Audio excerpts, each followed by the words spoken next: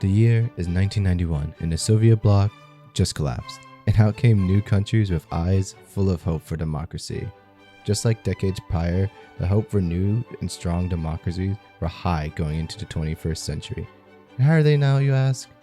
2024 marked the 18th consecutive year that freedom had declined. Globally, many of these former Soviet states and satellites are still stuck with their authoritarian past, some of them towing the line more and more between democracy and authoritarianism, so much so that a new term for this type of government was created, a shade of gray between the previous black and white approach to liberalism. A regime that Hungary's Prime Minister, Viktor Orbán, calls illiberal democracy. When Hungary finally became fully autonomous from the Soviet Union and proclaimed itself a republic on October 23, 1989, the people who they had repressed so brutally would not show them any favors in the polls. Right-wing and liberal parties won by a landslide, with only the Socialist Party meeting the threshold to get into parliament. Oh, how the mighty have fallen.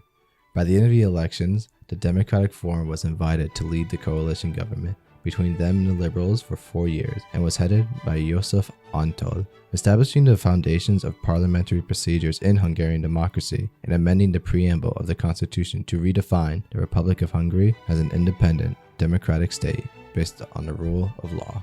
Despite the success in a peaceful transition to a developing democracy, the coalition was largely unable to manage much of the political and socio-economic crisis that followed the collapse of communism. The economic crisis stemming from reckless borrowing and the inexperience of handling a market economy proved way too much of a challenge. Even though the privatization of establishments that were previously state-owned increased by large amounts during this administration, people don't really care about that if the economy was sinking and their lives were getting worse.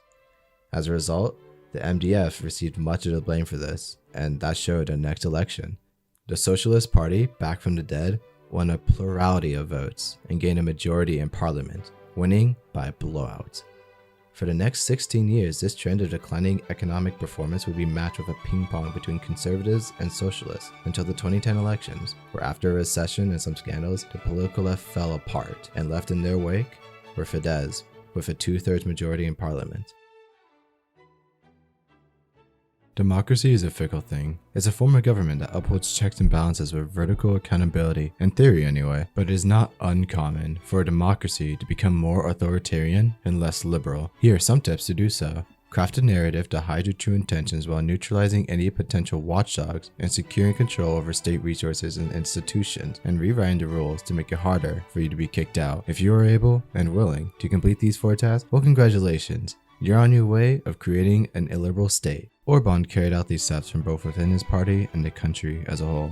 Since his leadership of the party in 1989, he spun tales of Hungarian nationalism and sought to eliminate internal opposition with the liberal-minded students who found the party with him, leaving as Orbán increased in his ethno-cultural doctrine. And when he came into power, he installed Fidesz loyalists in high positions of previously independent institutions like the Constitutional Court and Central Bank. A government agency created to penalize media and press at will is appointed by Orbán directly. Independent opposition media outlets still exist, but regularly are prevented from attending press conferences and pressured to close or sell itself to Fidesz allies. Legislation passed to tighten control over education universities that allowed Orbán's government to appoint board of trustees that run the university foundations. Frequent amending of the electoral framework and redrawing of constituencies to favor the Fidesz coalition in the elections, rewarding businesses who supported him and his allies with government contracts. When you consider the fact that some of Hungary's most successful businessmen are regularly in close proximity to Orbán, it comes off as no surprise that Hungary is consistently rated as one of the most corrupt nations in the European Union. In a mature democracy, there would be a strong civil society that would prevent this process. However, this was absent within Hungary. Free and fair elections and the protection of civil liberties are still upheld highly by Hungarians. When you have 4 mouths to feed, people vote more with their wallet. To Hungarians, a strong welfare state is just as integral to democracy as a free election is, and a rapid transition from a planned to market economy produced a huge stress on society. Unemployment and social inequality soared, wages dropped, and the economy under the management of largely elitist parties with weak informal institutions. Both instances of Fidesz winning the parliament, it was after an economic crisis, once in 1998 and again in 2010, where he would remain, centralizing politics, businesses, and economic networks around him, his allies, and their supporters, only using elections to add legitimacy to his rule, not as a fair competition.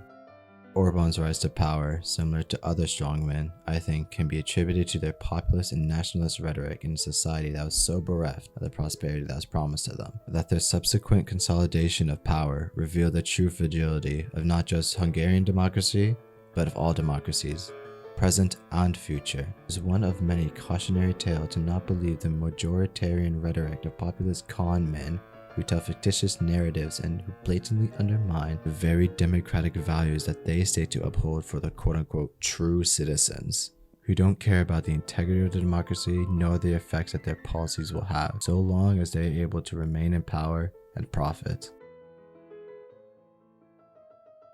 Democracy isn't a guarantee, nor a goal, nor is it ever permanent. Democracy is a process, not a static condition. It can easily be lost, but never is fully won. Its essence is eternal struggle.